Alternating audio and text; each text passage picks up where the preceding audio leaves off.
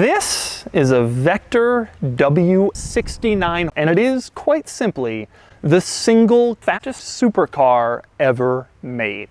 That's a stupid claim because there are a lot of fast supercars, but this one wins the all-time fastest. Today I'm going to review the Vector W69 and explain why. I've borrowed this Vector from a viewer here in New Jersey, which is no easy feat because Vector only made about 20 million of these during this car's production run from the late 1990s to the early 1980s. Now, despite its rarity, most car enthusiasts know about the Vector, mostly because of its absolutely terrible styling, which I truly believe is the most terrible styling of any car ever to reach production in the entire history of the umbrella industry.